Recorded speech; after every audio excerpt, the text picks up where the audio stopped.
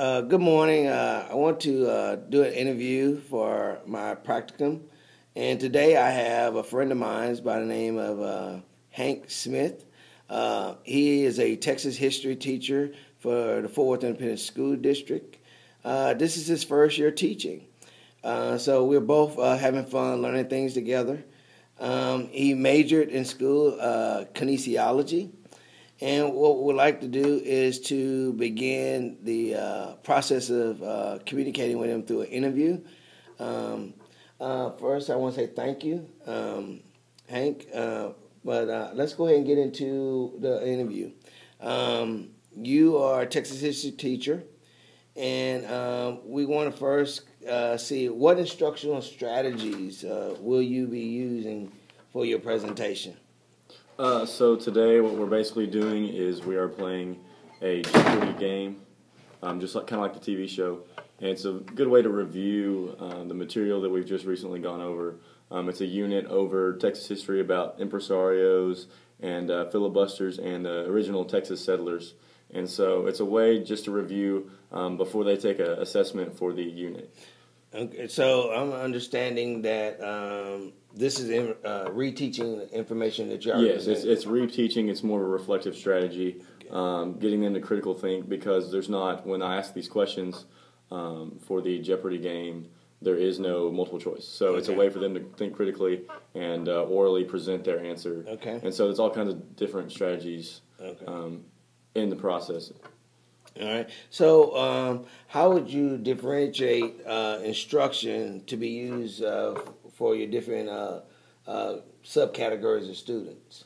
So for like the 504 for the SPED kids, it's more of giving them options. So for those kids, I give them multiple choice answers, so that they have something to look at while the game is going on. So they have something. They need something visual.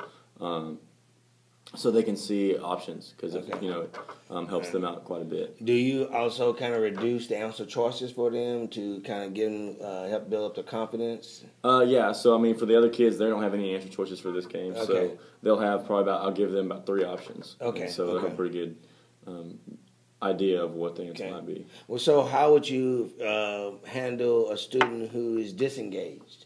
So as far as students that are disengaged, it's more of just keeping them on task on something, so that they're not distracting others, and so that others can play the game. Because that's the main thing, is that if they're off task and they're disengaged, then first thing they're gonna do is distract others. So as long as they're doing something, then keep them on task on something, and then later they can make up.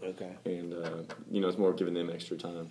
Okay, so how would you use this Jeopardy game to assess your students' engagement? So it really shows, to assess their engagement, it's more just showing them that they know this material already. And so making sure that they're all participating. The way I do that is to make sure I'm calling, even if, I only give them, students can only answer a question twice. So they get 2 shots, and then somebody else has to go. And they know that, so, because there will be kids that they want to answer every question, so it's a matter of getting everybody to answer questions. So I put a limit, on the students and how many questions they can answer. And so I guess the last probing question would be, what was your rationale for choosing this particular event? So it's just an easy way to keep them engaged. We did it over one of the first units this semester, and so they really liked it, and they're all participating because I give them an incentive, which is free 100 on a daily grade.